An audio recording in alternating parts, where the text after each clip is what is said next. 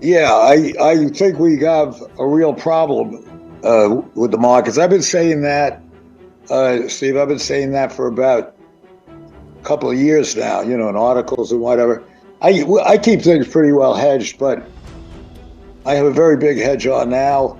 I think we have a major problem, and I can go into it more if you want me to. I mean, why we do. Yeah, please, of course. Give me a few bullets on what the specifics are that really get. I mean, look. To begin with, we're trapped with this inflation. Inflation is a terrible thing.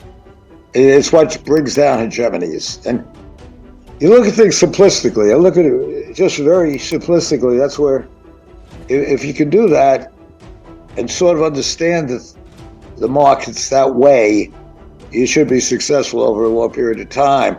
And right now, there are real problems because inflation is a terrible thing.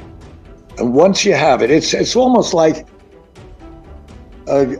being drug dependent, and it's very hard to get rid of it once it starts. I mean, I remember the 70s, but it takes down countries, it takes down hegemonies. And I think Powell is very right to do anything he can to stop this inflation that's coming on. And the real surprising thing is that you haven't had it before, because for the last years, we've been just printing up money and just giving it out. And one of the major problems is, I think, and nobody's blamed them, but it's corporate America. It's the CEOs, rubber stamp boards, and the money has been very cheap. So they've been able to borrow money very cheaply, but instead of putting it back into production, they've taken that money, borrowed more and more, and bought stocks at very high valuations. And now it's time to pay the price of that.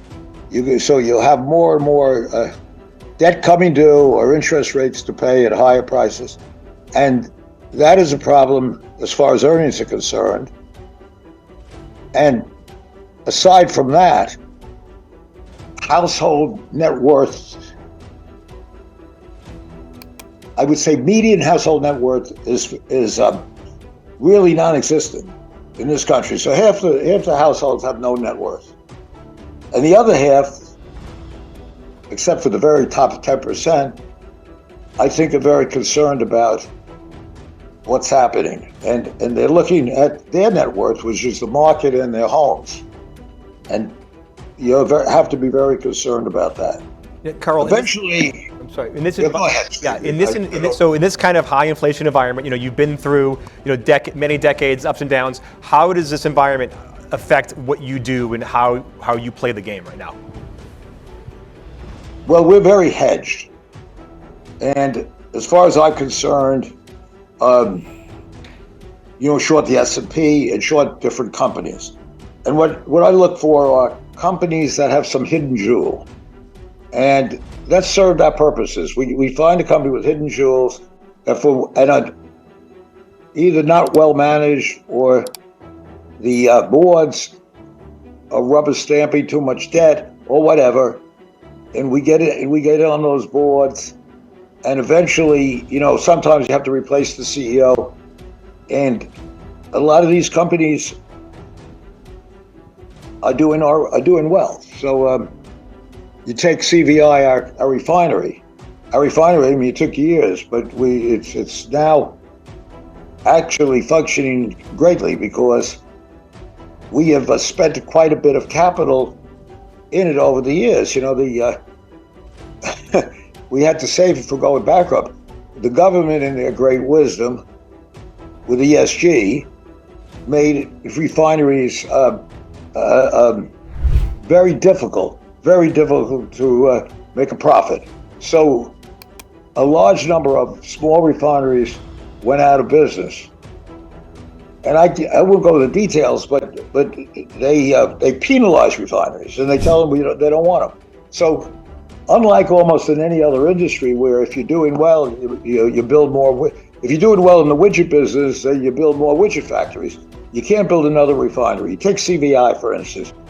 The refineries we have to replace would be, 10, $12 billion, I believe. You can't put a number on it because you really can't build another one in this country. So you can't have that competitive element coming in. A lot of refineries went out of business. A lot of the large refineries, or the big companies, listened to the government telling you how terrible refineries were and stopped building them up. So today, what they call the crack spread has widened tremendously. The diesel crack, for instance, has gone up as high as $75 or $80, and that just means it used to be, $20, $25. So obviously, our EBITDA has, for 3 quarters, has gone up to $800 million, I believe, or close to $1 billion.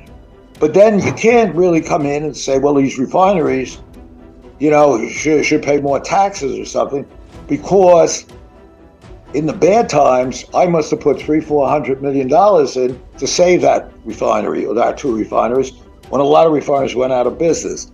So now you're backed into an energy problem for gasoline and diesel. And diesel is very important today. Diesel now is used in Europe to generate electricity, which will stop eventually. And from the point of view of ESG, you have something called bunker fuel that is really, really polluting the water as we speak. So diesel is used to replace that terrible fuel they used. And then our refinery, Wynnewood and Coffeyville, the 2 refineries, we're able to produce fertilizer or help to produce fertilizer. So we don't need, with fertilizer, you need ammonia. You need gas to make the ammonia, NH3. You need natural gas, except we're the only one in the country, and people don't understand this, that built this many years ago. We had the foresight to build it. I can't take credit for it, but it's there. And we were able to make it with something called petcoke. And so we don't need the natural gas to make the fertilizer. And we ended up owning a fertilizer plant, which is, the factory is right next to our refinery. And it's really fascinating. And nobody even wanted that 7-8 years ago, but we nourished it and we kept it going. We own 36% of it, and we own the control of it. And obviously today, fertilizer is the most necessary thing in the world if you think about it, especially if the Ukraine keeps going and they shut off these things. And we are the only one in the country that can make it without natural gas.